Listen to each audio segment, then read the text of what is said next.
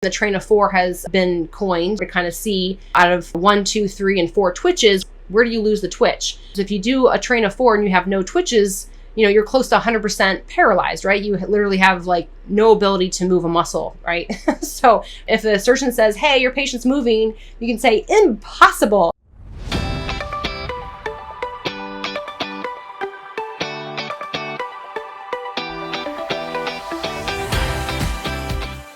Hey future CRNA, so a quick disclaimer because in today's episode we're doing a little more clinically based type of topic, and I want to make sure I'm throwing it out there to make sure you're always fact checking me and to make sure that you're equally looking up the doses of medications prior to actually administering any drugs. So I hope you guys enjoyed today's episode, and let's get into the show. How do you monitor neuromuscular blocking agents under anesthesia? Let's get into today's episode. Hello, future CRNA. Welcome back to CRNA School Prep Academy podcast. I'm your host, Jenny Fennell, and in today's episode, we're going to continue our mini-series in kind of just digging into some anatomy, pathophysiology, and pharmacology. In today's episode, I want to talk about train of 4 monitoring and essentially how to monitor neuromuscular blocking agents while you have a patient anesthetized. So we're going to kind of get into some of the overarching kind of concepts. And so that way, when you start your clinical rotations, you're going to feel hopefully more knowledgeable in how to communicate your concerns or questions to your preceptor. But first and foremost, so how do we kind of figure out whether the patient has fully recovered from paralytic? Now, there's a variety of different types of paralytics you can give. And again, make sure you understand the differences between them all. And again, that should probably be a topic for another episode. Today, we're going to really focus in on just train of 4 and how to determine whether a patient has been fully reversed from their paralytic. And again, there's different drugs now, like Sugamidex, which is amazing. But again, just dive into the drugs, understand them well, understand what drugs they work with and how they reverse paralytic and things of that nature. All right, so when you use a train of 4, you are assessing the patient's tetany. It's a sensitive test for neuromuscular function, essentially. Anywhere from 50 to 100 hertz of electricity is given to the patient, which causes the muscle to contract, okay? So again, there's something called a double burst stimulation, which is a more sensitive test than tetany fade. And what that means, what's a tetany fade? So if you have 2 electrodes on the patient's orbicularis, which is by their eyeball, okay, their facial nerve, you're going to kind of see their eye kind of like, half their face kind of contract and twitch. And if you're on the YouTube channel, you get to see my facial expressions, trying to imitate that. But again, you're going to kind of see their eye contract with tetany. And if they're still paralyzed, you will eventually see that eyeball and the muscles kind of relax, slowly fade. And that's what's called a fade. You'll see a strong contraction with a slow, gradual fade. That means they still have paralytic on board. So versus when you give kind of a burst stimulation, you're kind of gauging what does the first twitch look like when compared to the other twitches. So again, the train of 4 has been coined to kind of see out of 1, 2, 3, and 4 twitches, where do you lose the twitch? So if you do a train of 4 and you have no twitches, you're close to 100% paralyzed, right? You literally have like no ability to move a muscle, right? So if the surgeon says, hey, your patient's moving, you can say, impossible. Now, that being said, you can barely have one twitch. And if they're I've noticed that mostly in like abdominal surgeries where the surgeon somehow they freakishly know if there's any type of muscular activity at all. Like they could see peristalsis going on down there or something. And they're like, the patient's not paralyzed. You're like, they have to be. They barely have if they barely have, maybe have like a post-tetanic twitch, but they don't have even one twitch. How? But I'm telling you, like you'll have surgeons who claim they know that they have something and it's hindering their ability to operate. Anyhow. Lucky you get to experience that. But that being said, if you don't have any twitches, you're completely paralyzed. Now, if you have one twitch, okay, well maybe it drops down to like 80%, paralyzed, and there's a range. Maybe it's 70 to 80%, whatever. There's a range. But let's just say, obviously, at one twitch, at one strong twitch, that if you had to give neostigmine, a full dose of neostigmine and Robenal to reverse it, you could. You never want to reverse with neostigmine and Robenal without at least one solid full twitch, okay? So remember that. You never ever want to give neostigmine and Robenal for reversal unless you have one solid, strong twitch. And we're going to get into where you should be actually monitoring their twitches when deciding to reverse. And it's different than maybe what you think.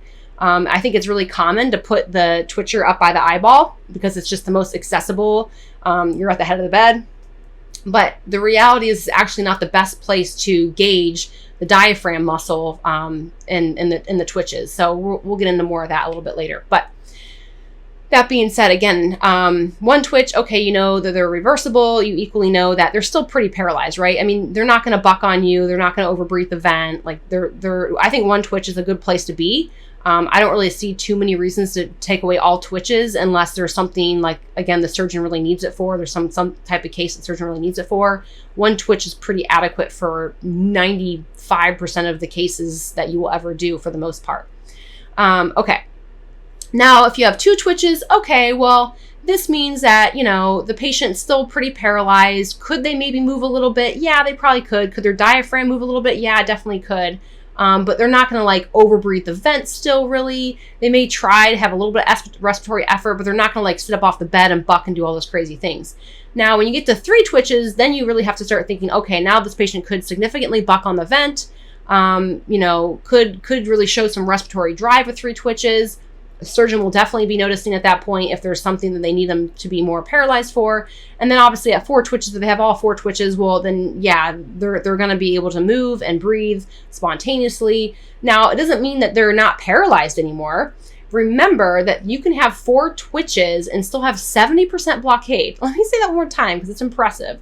You can have four twitches and still have up to 70% blockade.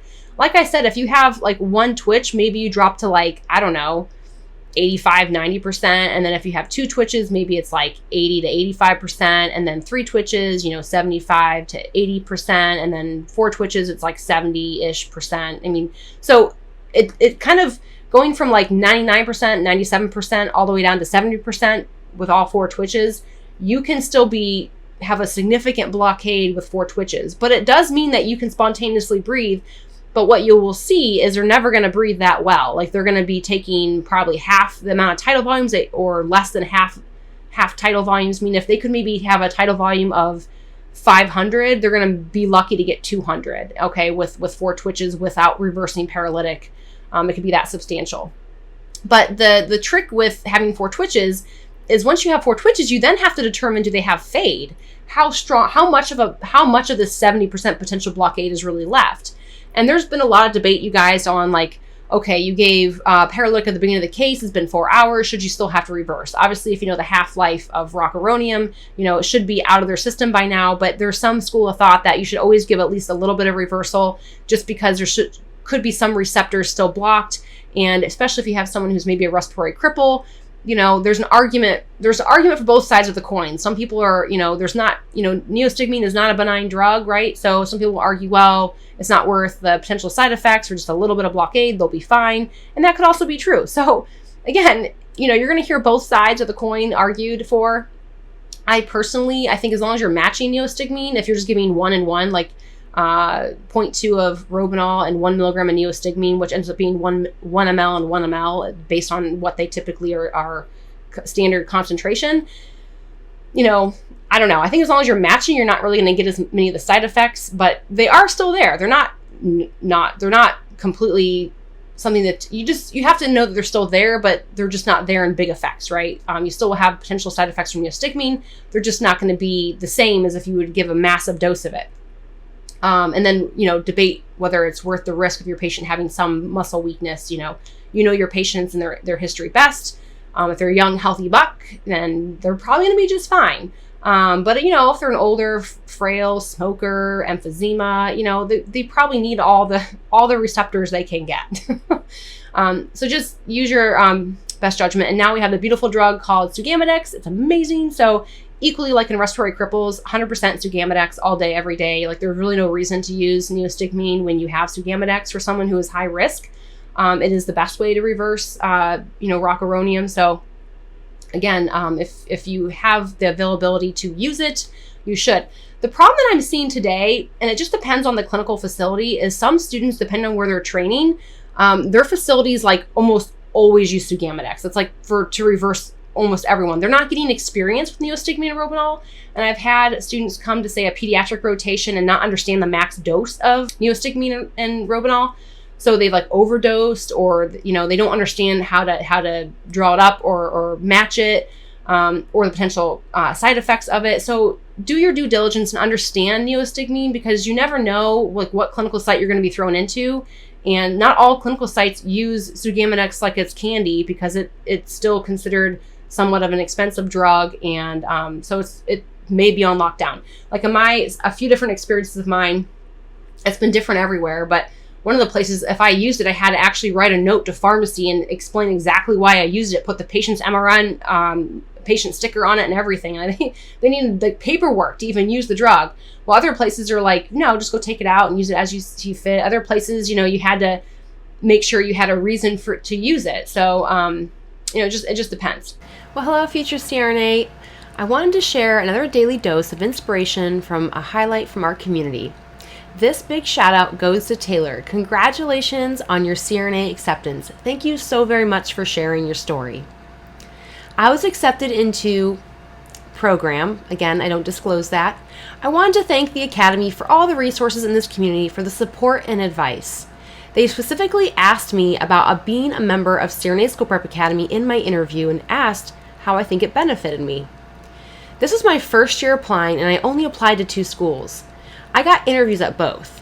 I believe this program really put me ahead of other candidates and showed my determination and growth. Thank you. Thank you, Taylor. I appreciate those sweet words and your testimonial, as well as your story. It's so inspiring, and I'm so incredibly grateful to have you be a part of our community. Cheers to your future. I'm rooting for you. Let's go ahead and get back into today's show. Anyhow, back into assessing paralytic and things of that nature. So again, we just discussed all 4 twitches and a little bit of fade. So again, if you get to 4 twitches and you assess that you do have fade, again, you still have paralytic on board. You definitely need to be reversing.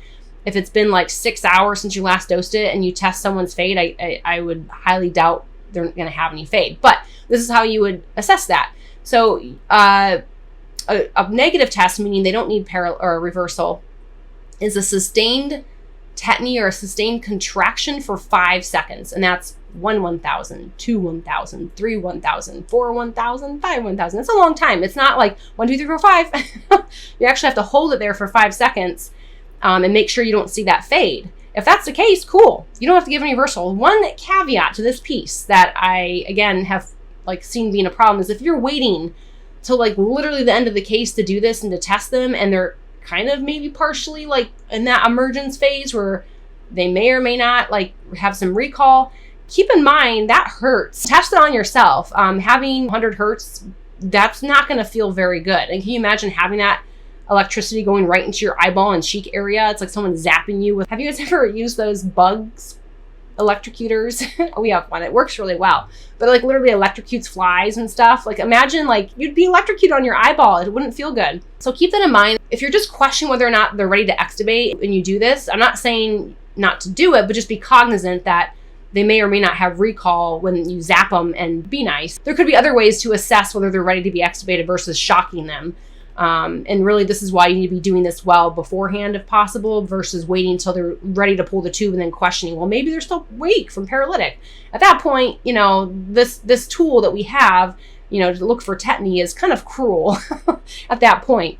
Okay, but sustained contraction for 5 seconds, again, will show that you have adequate reversal of muscle relaxant. Other things you can do other than shocking them and hurting them if they're already somewhat awake is making them hold their head up off the bed for 5 seconds. That's equally indicates that they are strong enough to pass they're not paralyzed anymore. I feel like that's kind of hard to get people to do, and it always makes them gag and cough because the tube then gets jammed in their throat. And so I feel like the head lift is kind of a hard test to do, but I have used it. It does work. I have seen it done successfully, but again, I think it always promotes this coughing, and that just makes the patient uncomfortable, and then it gets really hard to gauge whether they're breathing because then they're coughing. You can't tell what tidal volumes you're taking, and it just gets down this annoying rabbit hole, right?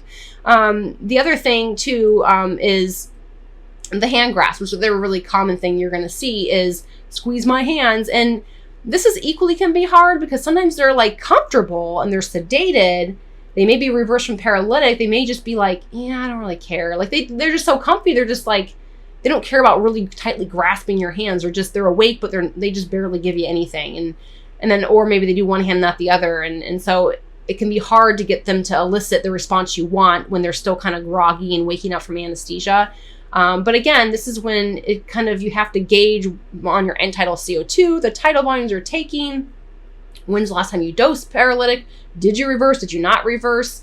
Could there be a chance they're still potentially weak? And, so assessing, is it a possibility first and foremost? If it's a possibility, then maybe give them an extra milligram, an extra 0.2 milligrams of Robenal and see if that improves. If it improves, you were right. Cool. Let's go ahead and extubate them. Keep in mind of the max dose of neostigmine is 0.08, okay, when you're dosing neostigmine. Hey, future CRNA, quick little interruption. I realized I made this episode and I said 0.08 is the max dose of neostigmine, but I didn't give you the unit of measurement. So my apologies. You're probably sitting there thinking, well, is it 0.08 liters per kilo? No, just kidding. So the correct and max dose of neostigmine is 0.08 milligrams per kilo. I'll say that again. The max dose of neostigmine to reverse paralytic is 0.08 milligrams per kilo.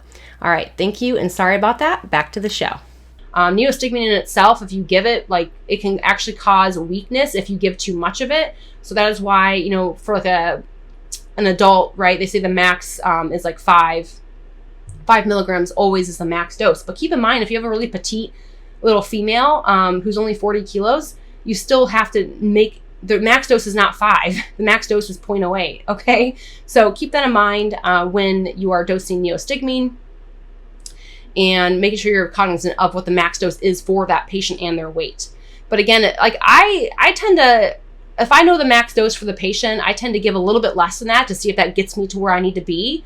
And that way, if they do tend to still look weak, I'm like, okay, well, I can give a little bit more. Obviously, I would give the max dose if I felt like they really needed it. If they only had like one strong, solid twitch, well, then yeah, max dose. But these days, I just prefer Sugamidex than even bother with neostigmine, because even with one strong twitch, giving Robenal or neostigmine and Robenal for reversal, it's just not as great. The patient still ends up having a little bit of weakness, and it takes forever to kick in. I mean, typically it takes like 10 minutes for the peak effect. And by then you're sitting in the OR and everyone's staring at you like, is this ever going to happen? Are you ever going to extubate the patient? And you're like, well, I have to wait for the reversal. So it's kind of tricky to time neostigmine. You have, and like where, they're still suturing and you don't want them to buck and cough while they're still suturing. But then when they're done suturing, they're done. They want you to have the patient extubated, but you're like, well, now I'm going to give reversal. But then you have to keep in mind that you have to wait around for it to really kick in. How paralyzed are they already?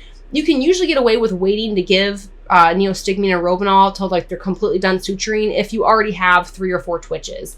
But if you only have 2 or 1 twitch, you need to be giving that neostigmine enough time, like 10 minutes, to fully kick in to make sure they're not weak for extubation. So keep that in mind if that's what you're using. Again, Sugamidex is like, once it circulates, it's in, and it's like instantaneous. It's an amazing drug. I remember being so terrified when I was in clinical, you guys, when I was trying to gauge like a robotic case, right? Trying to gauge where they're at. I'm staring at the screen, watching these little robot hands do things. I'm like, well, I think they have some time left. I think we have like another half hour left. They have 3 twitches. I'm going to give 20 of rock, or I don't know. And then they'd have no twitches, and then they'd say, okay, we're all done. They'd undock the robot, and you're like, what? No, redock. Now I need time, because I'm thinking, oh gosh, am I going to have time? Am I going to have enough time to get this to wear off to where I can even reverse?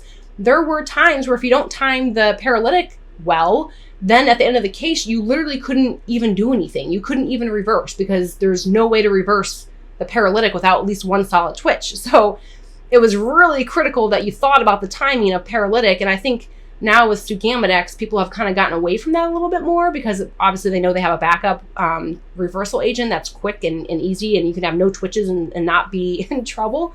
But just, I think it's still good to kind of think through those things when you are dosing your medications and trying to come up with the best timing. All right, so that kind of explains kind of how to gauge or assess whether someone is ready for extubation, whether their paralytic is still on board. Now getting into like kind of the monitoring portion of it, as far as how to apply the Train of 4 monitor. So again, you have two areas that you would apply this to, either the adductor pollicis, which monitors the ulnar nerve, which is again on your forearm area. You would put the two probes on your, again, up against your ulnar nerve, and you would get the hand twitches with that. That is actually the best assessment for recovery. So again, if you're really questioning, like if you barely have a twitch up here and you put the twitcher down on your adductor pollicis muscle, you may not have any twitches. And so should you reverse with neostigmine? No, you should not. So that's how this orbicularis oculi can kind of trick you a little bit into thinking, oh, I'll be okay. Always check the adductor pollicis for a better indication of whether they're going to be reversible with neostigmine with one twitch. So again, but for intubation, the best place to monitor is actually the eyeball. However, I've never really seen this done. I mean, maybe I have, like, just for an experimental purposes to kind of see when the muscle paralytic kicks in. For like, they want to, hey, I want to show you how long it takes to have muscle paralytic kick in. It's usually 1 minute and 20 seconds, by the way. You can speed up the onset of rocuronium if you give larger doses. But if you give, more substandard, I should say standard doses of rock, it usually takes a good minute and 20 seconds for it to fully paralyze. So sometimes we're like, oh, let's show you how long it takes. And they put the twitcher on the eyeball, and then they would, put it on a continuous twitch so you can kind of see when they would lose it. That being said, we don't typically use the twitcher for induction. We don't wait to intubate until they lose all twitches or anything like that. You simply just watch the clock and gauge whether they have any respiratory effort anymore, and then you go for it. If you put the blade in their mouth and they start having the claw come up to get you, then you know they need more time. They're not fully paralyzed yet. Or if their cords are closed, you get in there and the cords are completely closed. Don't try to slam an endotracheal tube through closed cords. Oh, please no. Like, ouch. Like, if that was me, I'd be really mad at you, and just don't do it. Like, give your patient more time. Come back out, mass ventilate. Again, you don't want to let that paralytic kick in. You don't want to push a cord through closed tube, or a tube through closed cords. That would cause trauma. And I mean, you can do nerve damage with that. So again, those are the two areas to kind of monitor. And if you're in the ICU, I encourage you to kind of play with this. I would encourage you to put it both at the orbicularis oculi and the adductor pollicis muscle, and kind of see the differences between tetany, train of 4, and fade, and kind of see the differences for yourself. Obviously, if they've been on continuous drip, it may not be as indicative as if you're trying to let it wear off. But as you're, if you ever stop the drip, I encourage you to play with trying to watch how their twitches come back. But keep in mind that this hurts. So again, if they're also equally off sedation, maybe not. But again, kind of what's going on the best. But I think it'd be interesting to kind of understand it and play with it while you're working with it on the unit with the different types of paralytics and stuff. Okay, so the orbicularis oculi is the ideal muscle to monitor during induction. It's more similar to central muscle. The onset of block will be similar to laryngeal muscles and the diaphragm. So again, orbicularis oculi is the better train of 4 area to monitor during induction because of its how it will kind of predict the sensitivity between the diaphragm and the vocal cords. Okay. Adductor pollicis, again, is the best option, and it's because it monitors peripheral muscle. So that's why it's the best option. The respiratory muscles are likely to have recovered to a greater degree, and monitoring peripheral muscle provides a larger margin of safety. So again, it provides a larger margin of safety to monitor that area to gauge recovery from paralytic than the orbicularis oculi. All right, I hope that all made sense, and I hope you guys enjoyed this topic, and thank you for tuning in. I appreciate you. So until next week, you guys all take care, and cheers to your future. All right, bye-bye for now.